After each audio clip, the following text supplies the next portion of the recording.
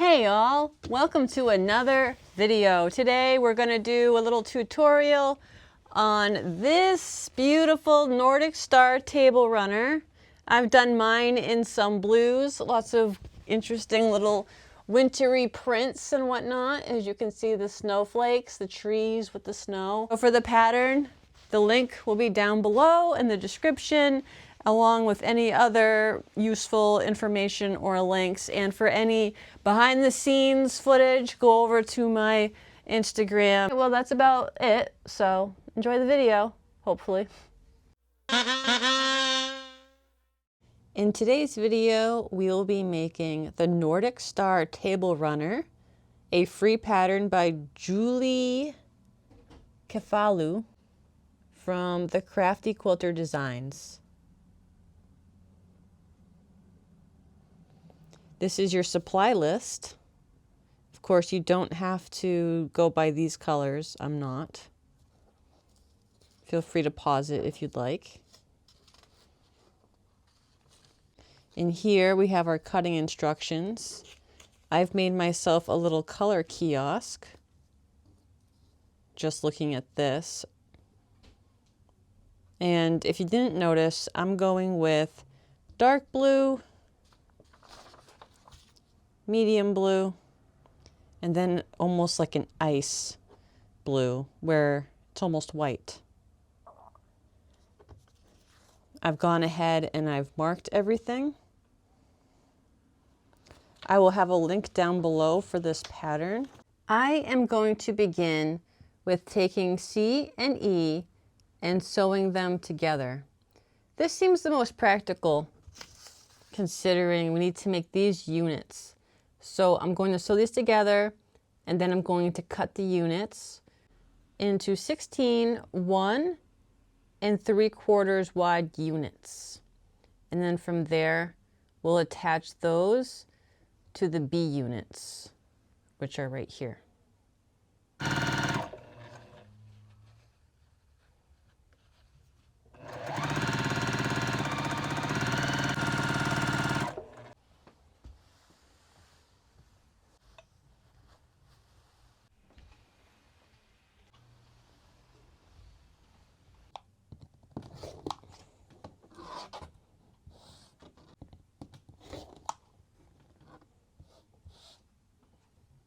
Okay, so instead of doing the half square triangles next, I'm just going to go ahead and I'm going to take our B fabric and attach it to the E and C fabric. And you know, quite simple, just like this, right sides together.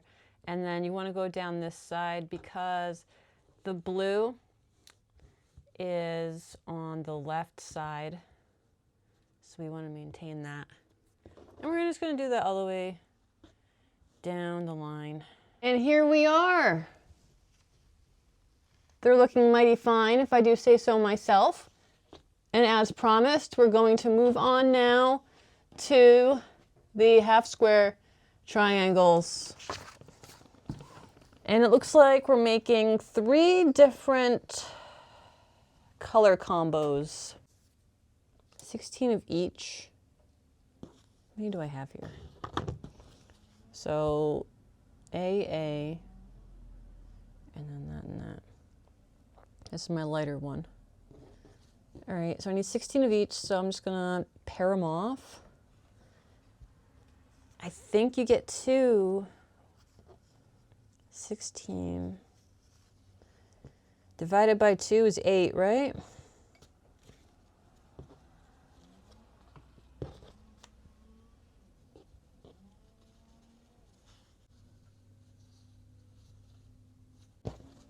Basically, you're taking 8 squares of each, you're putting them together, because then once you cut them in half, you'll have 16. So we all know how to do that, right? Simply grab that, grab yourself one of these. It's very helpful if you can line it up on your mat. That way you have it exact. Just do this. I don't want anything too cray. Let me see.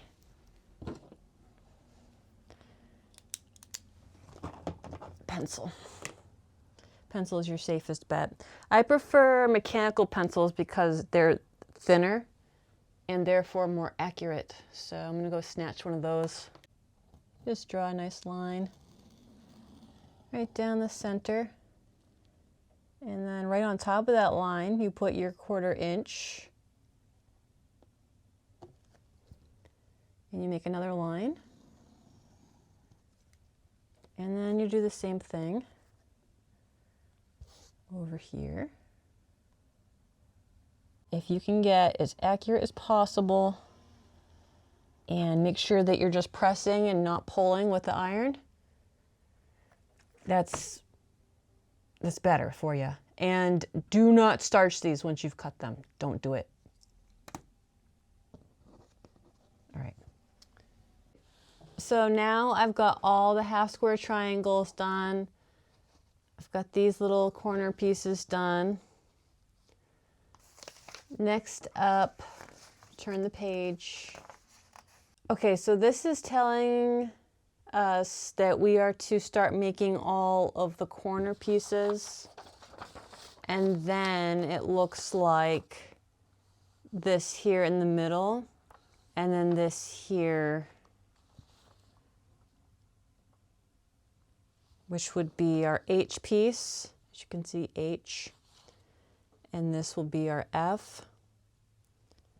So in my opinion, I think what it would be smart would be to make some of these, which is 4, to make 4 where you're connecting the H, the 2 H's and the F, and then to just simply connect one of these H's with this, and then this H with this, and then to just go down the line with them, if that's making any sense what I'm saying.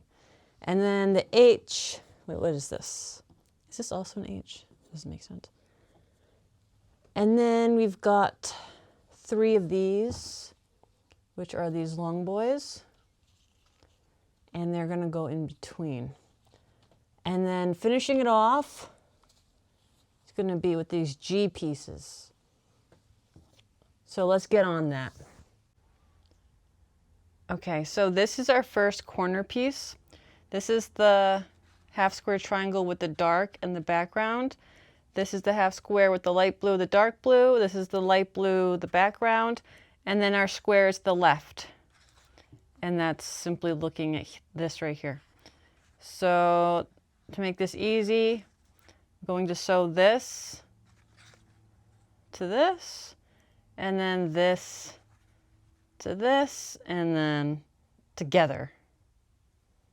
And there you have our first corner. This is the left side corner. I will say one thing that I didn't do was make sure that this and all these triangles, half square triangles, were the same size. So I'm just going to go ahead and trim them all down so I don't run into another very interesting disaster. And what I did back here was I nested the seams. So this one went down, this one went up, that way they went in. And then I ironed this in open. I opened the seam here just to make sure it wasn't going to be as bulky. So I'm going to go ahead, fix that up, and then I'm going to start up the next pieces. As you can see, I've got that one done, and I put an H in the middle. And I'm just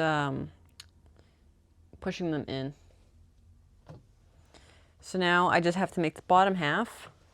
And according to the picture, it's basically just the opposites.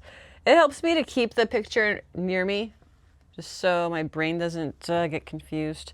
I don't know what it is about half square triangles, but my brain does get confused. All right, so it's gonna be dark and this color over here, I believe. And then we need a dark and background. Hold on, let me hold that up a little bit better.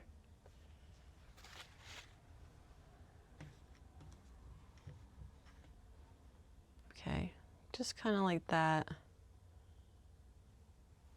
And then we need a light and a background, just like that.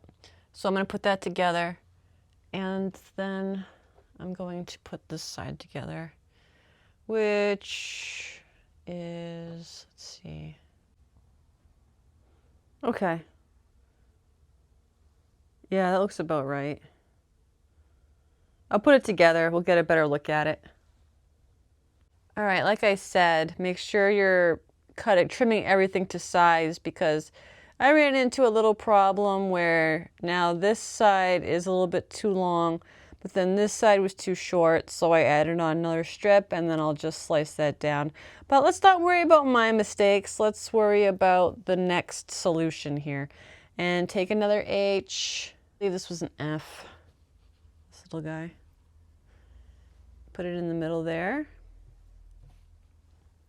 Then once that's together, can attach it to here, and then we'll attach this to all of that.